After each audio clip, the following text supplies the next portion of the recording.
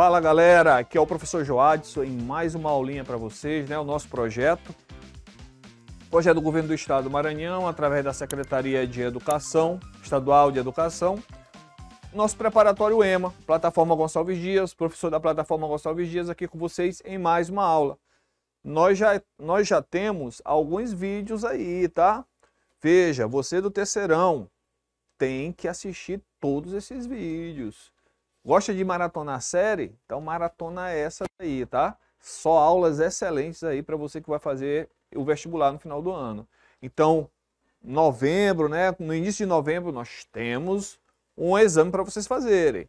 No final de novembro, início de dezembro, tem mais outro exame para fazer. Não pode perder, não pode vacilar. A gente tem que dar continuidade nisso, né? Você não pode terminar no terceiro ano. Terminou o terceiro ano, não vai mais fazer nada.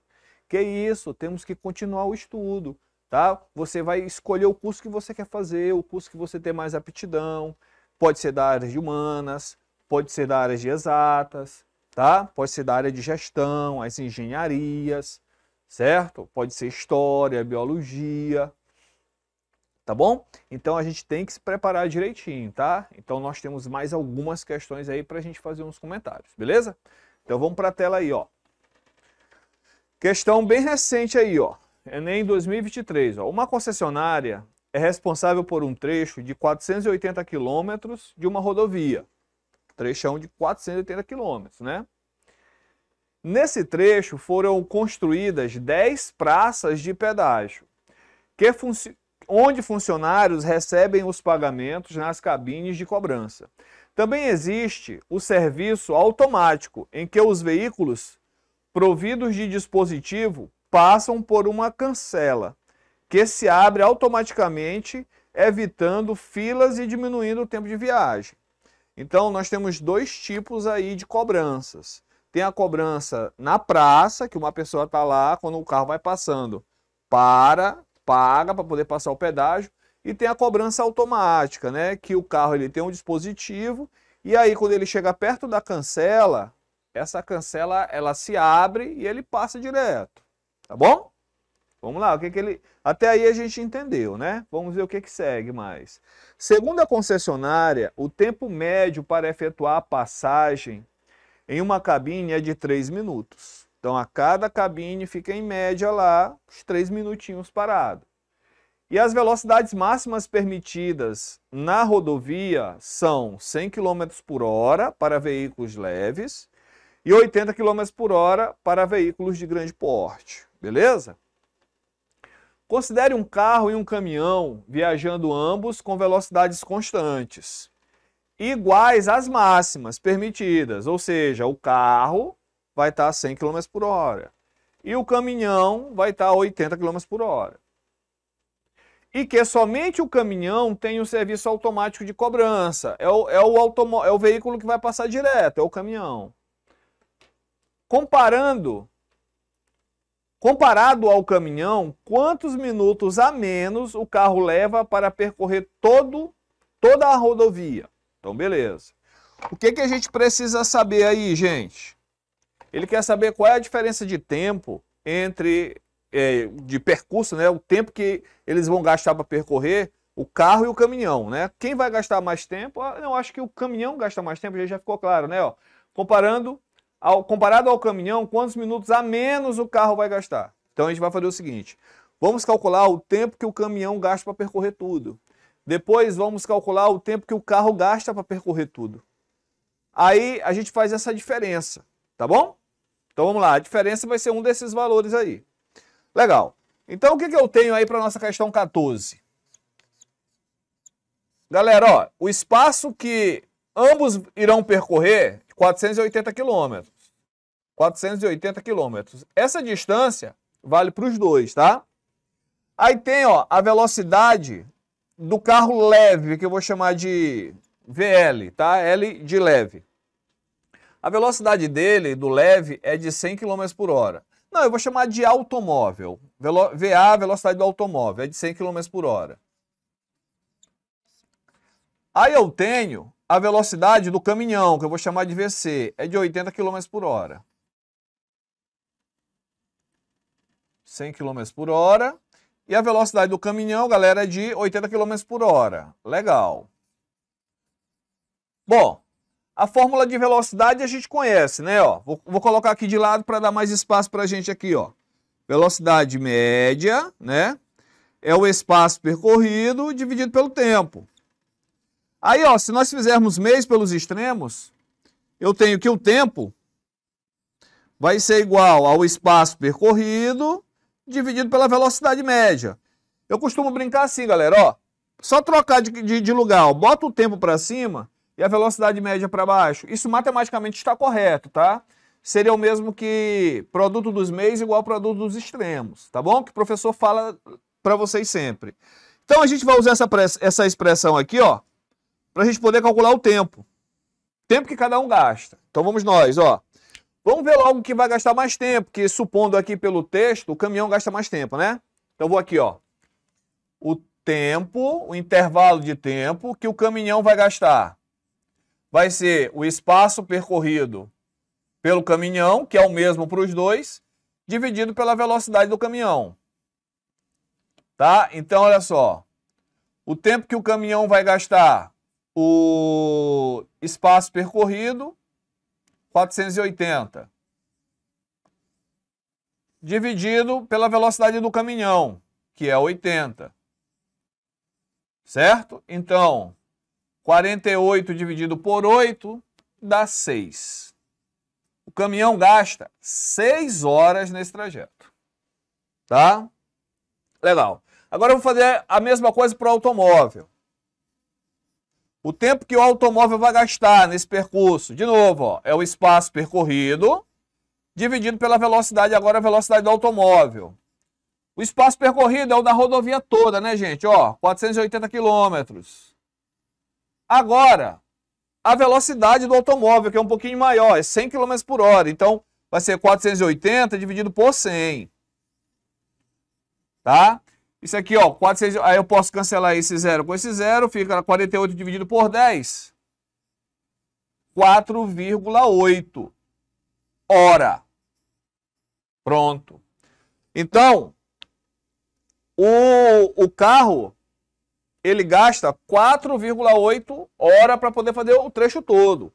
Mas só que tem um detalhe. O carro, ele não tem o dispositivo de passar automático pelas praças de pedágio. Ele vai parar em cada praça de pedágio. Olha só, gente. Uma praça de pedágio, para passar em uma praça, quanto tempo ele fica parado lá em uma praça de pedágio? 3 minutos. Então nós temos quantas praças? Eu tenho 10 praças aí. Ele chama de praça o local onde o carro para, né? O automóvel vai parar. E aí, para ele poder pagar o ticket, a moça autorizar, passar troco, abrir a cancela e ele seguir viagem. Certo? Então, no total, são 10 vezes 3, né? São 30 minutos. Certo? Então, ó, o automóvel, vou botar aqui, ó, o tempo 1 do automóvel, só nos 480 quilômetros. Mas o tempo total do automóvel, ó, eu vou botar aqui, é o 4,8, botar total bem aqui embaixo, mais 30 minutos. 30 minutos, galera, é o mesmo que meia hora, ó, 0,5 hora. Então, 4,8 mais 0,5. Certo? Quanto é que dá 4,8 mais 0,5? Isso aqui vai dar 5,3 horas. 5,3 horas. Tá? Então, Joades, eu sei que isso aqui, professor, é 5 horas e 30 minutos. Não. Se fosse assim, era assim, ó, 4 horas e 80 minutos? Não. Tá? Isso daqui é 0,3, é 3 décimos de hora. 1 hora são 60 minutos. Eu vou já fazer essa continha com vocês, tá? Só que eu vou deixar ela para o final. Primeiro eu vou fazer logo a diferença. Olha o automóvel, quanto tempo gastou? 6 horas. Olha o caminhão, quanto tempo gastou? Gastou 6 horas. Olha o automóvel, 4,8 horas no trajeto e mais 30 minutos, que é meia hora, nas praças de pedágio, dá 5,3. A diferença, vou botar assim, ó, ΔT de diferença. O intervalo diferente vai ser, ó, 6 horas menos 5,3 horas. Então, ó, o que é a diferença entre eles, o intervalo de diferença, vai ser, ó, 6 dividido por 6 menos 5,3, gente, 0,7 hora. Então, a diferença entre eles dá 7 décimos de hora. Tá bom? Só que não temos essas respostas em horas, ele quer em minutos. Aí a gente vai fazer a transformação de hora para minuto. Como assim? Eu vou apagar essa parte bem aqui, tá? Das informações. Pronto, só para a gente terminar o nosso exercício.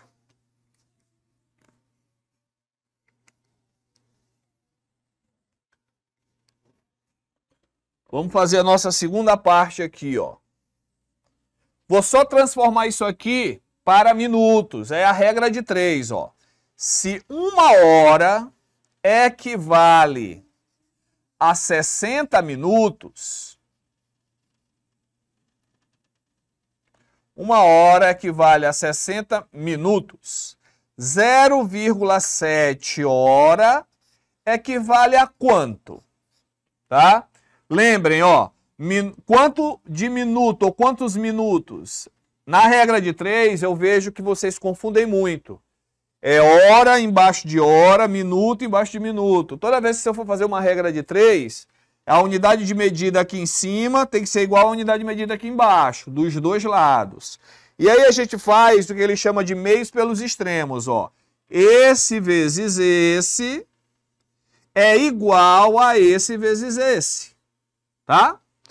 Então, ó, ΔT vezes 1, ó, ΔT em minutos vezes 1 é igual a 60 vezes 0,7. Então, o nosso tempo aqui, ó, de diferença entre os dois, 60 vezes 0,7. Se você fizer essa continha, 6 vezes 7 dá 42. Como é? Aí 60 vezes 7 seria 420. Como tem uma casa decimal, vai ter uma casa decimal também, 420 com uma casa decimal, 42 minutos. Tá bom? Essa é a nossa resposta aqui. Será que eu acertei? A gente vai ver agora lá, tá? Joadson. Essa conta não é muito fácil de fazer, né? Calma. Eu aconselho você que tem um pouquinho mais de dificuldade em assistir esse vídeo, esse trecho do nosso vídeo algumas vezes. Eu expliquei bem devagarzinho, mesmo assim você confundiu, então você repete, assiste mais umas 2, 3 vezes, que eu acho que vai dar para entender, tá? Eu sei que a confusão é grande na hora de fazer essa continha, algumas pessoas não têm muita habilidade, aí tem essas aí, não é que você não vai conseguir, é porque tem que ter uma atenção maior, tem que repetir o processo algumas vezes mais, tá bom? Então, será que está certo? A resposta certa é a letra B. Belezinha? Vamos passar para a próxima agora. Questão 15. Paga aqui. Olha só, galera. Questão número 15. Diz o seguinte, ó. Da UEMA 2016, né? Lei 9.503, de 23 de setembro de 1997. Institui o Código Brasileiro de Trânsito, CTB, artigo 65. É obrigatório o uso de cinto de segurança para condutor e passageiros em todas as vias do território nacional, salvo em situações regulamentadas pelo Conselho Nacional de Trânsito, que é o CONTRAN. Certo? Então, essa lei, que ela é de 97, ó, do século passado, já instituía o uso obrigatório do cinto de segurança, tanto para passageiros, para o condutor e para os passageiros, tá bom? Então, vamos lá. O uso do cinto de segurança obrigatório por lei remete-nos a uma das explicações da lei da inércia, que corresponde a... Aí ele quer saber a lei da inércia, né, galera? Se é a primeira lei de Ohm, segunda lei de Ohm, primeira lei de Newton, segunda ou terceira lei de Newton. Eu vou falar de cada uma delas, mas primeiro eu vou falar da inércia. O que é essa inércia que se fala, né? Inércia é uma propriedade da matéria, tá? A matéria, ela tem assim, vamos dizer que uma preguicinha de mudar o seu estado de equilíbrio. Peraí, o que é equilíbrio? Equilíbrio na física é quando o corpo, a força resultante que age em um ponto, ela é igual a zero. O corpo está em equilíbrio, um ponto está em equilíbrio, um pontinho material ele está em equilíbrio, quando a força resultante que age sobre ele é zero. Existem duas situações de equilíbrio, tá? Tem o equilíbrio que a gente chama de estático, atenção, equilíbrio estático. Equilíbrio estático. No equilíbrio estático, o corpo encontra-se em repouso. Mas tem, gente, um tipo de equilíbrio que o corpo está em movimento, que a gente chama de equilíbrio dinâmico. Equilíbrio dinâmico.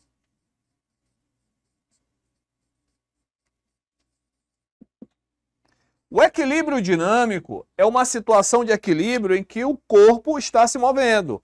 É um tipo de movimento muito singular. É só o movimento RU. E aí, vocês lembram? MRU é o movimento retilíneo e uniforme. Então, galera, quando um corpo, um móvel qualquer, estiver em movimento, em linha reta e com velocidade constante, eu posso afirmar que a força resultante que age sobre ele é zero. Se vocês prestarem atenção, ó, quem de vocês já viajou de avião, ou até mesmo de ônibus, quando o avião, ou vamos primeiro para o ônibus, quando o ônibus está em movimento, em linha reta e com velocidade constante, preste atenção, eu estou falando linha reta. Se fizer curva, está fora. Óbvio, né? Mas sabe uma coisa que não é óbvio? É passar em buraco. Se passar em buraco, deixa de ser reto, ó. Tá vindo aqui, ó. Passa no buraco, ó. Não é mais reto. Então a pista não pode ter buraco, tá? E ela é em linha reta. Se tiver nessa situação e com velocidade constante, meus amigos, vocês nem sentem que tem velocidade. Se o ônibus estiver todo fechado, não dá nem para perceber. O ônibus todo fechado, com as cortinas, e mais você ouvindo o som para não ouvir o barulho do motor, não faz diferença para você de quando ele está parado. Tá? É muito curioso. Então essas duas situações, elas são mecanicamente idênticas com relação a um assunto, que é a força resultante é igual a zero. Ah, mas o que isso aqui tem a ver com a inércia? Porque primeiro eu gosto de explicar isso aqui para vocês, tá? Inércia é, como eu falei, a propriedade da matéria de mudar o seu estado de equilíbrio. Se um corpo está parado, por inércia ele vai ficar eternamente parado. A única coisa capaz de mudar essa situação é uma força resultante diferente de zero. Então, ó, se eu tenho um Fiat Mobi, que é um Fiat pequenininho, um carro pequeno, se ele está em repouso, para eu colocar ele em movimento, eu faço uma força. Se eu tenho agora uma caminhoneta grande, né? Pode ser qualquer marca aí que vocês estão pensando. Caminhoneta, gente, costumamos chamar de caminhonete, mas o termo correto é caminhoneta. Tá? Uma grandona, Frontier, Hilux, F-150, algum carro desse, algum automóvel desse com carroceria, se você tentar empurrar para colocar ele em movimento, para tirar ele do repouso, é muito mais difícil. Por quê? Porque ele tem mais inércia, vamos dizer assim, ó, ele tem mais preguiça. Então, quanto maior a inércia, mais dificuldade você vai ter de mudar esses estados aqui, ó. Tá? Se ele está em repouso, é difícil fazer ele se movimentar. E se ele já estiver em movimento, tenta parar um carro desse. Qual é o mais difícil dos dois? O que tem mais... Ah, Joades, é o mais pesado. O mais pesado a gente chama de mais massa, que é maior inércia. Tá? Então isso, inércia é essa dificuldade, essa preguiça que o corpo apresenta, que a matéria apresenta de mudar o seu estado de equilíbrio. Beleza. O princípio da inércia citado aqui diz assim, ó, todo corpo tende a permanecer em equilíbrio, a menos que uma força resultante diferente de zero mude tal situação. Esse é o princípio da inércia, tá? Que está dizendo o seguinte, ó, se eu estou vindo aqui num veículo a 100 km por hora, qual é a velocidade do veículo? 100. Qual é a minha velocidade? 100 km por hora. Movimento retilíneo uniforme, eu estou em equilíbrio. A única coisa capaz de fazer eu mudar essa situação, de eu aumentar a velocidade, é força. De eu diminuir a velocidade, é força. Aí vejamos, 100 km por hora. De repente eu me descuido e bato numa mureta de concreto que está à minha frente. A mureta de concreto, eu estou a 100 km por hora, o carro também. A mureta de concreto faz uma força no carro, não em mim. Então, o carro para devido à ação da força da mureta. Eu, por inércia, tendo a continuar o movimento. Então, a tendência é que eu saque pelo vidro do veículo, isso se eu não bater o meu corpo no painel e nem no volante, eu tendo a sacar pelo veículo, pelo vidro do veículo, a 100 km por hora. A pergunta, alguma força me jogou para fora? Não. Foi exatamente o contrário. A ausência de forças em mim fez com que eu, por inércia, continuasse o movimento. Para que isso não aconteça, o que é necessário fazer? Alguém tem que fazer alguma força em mim. E aí usa-se o cinto de segurança. Então, ó, pluguei o cinto de segurança aqui. Aí vamos pensar, quando a mureta fizer uma força no carro, o carro faz uma força no cinto, que o cinto está parafusado no carro. E o cinto faz uma força em mim. Então, quando a mureta fizer uma força no carro, o cinto faz uma força em mim, me tirando desse estado, fazendo eu diminuir a velocidade junto com o carro e evitando que eu saia pelo vidro do veículo. Certo? Esse é o princípio da inércia. E o princípio da inércia, esse aqui, fala da resistência de resistores que é constante, primeira lei de Ohm. A segunda lei de Ohm fala de que depende a resistência de um resistor. Aqui são duas leis da eletricidade, da eletrodinâmica. Primeira lei de Newton é o princípio da inércia. Segunda lei de Newton é o princípio fundamental da dinâmica, que diz força resultante é igual a massa vezes a aceleração. Segunda lei de Newton, repetindo, é como se calcula a força. Terceira lei de Newton é a lei da ação e reação. Tá? Então, resposta certa, princípio da inércia, primeira lei de Newton. Tá? Vamos ver se está certinho aí? Beleza, certinho. Legal, gente? Então, com isso a gente encerra mais um vídeo. Tá vendo como o nosso vídeo é rápido? 2 exercíciozinhos, ó, rapidão. Os comentários, tá? Agora falta você rever. E aqui, ó, embaixo aqui do nosso vídeo, vai ter um link para você clicar e baixar o seu material. Beleza? Tchau, tchau, até a próxima.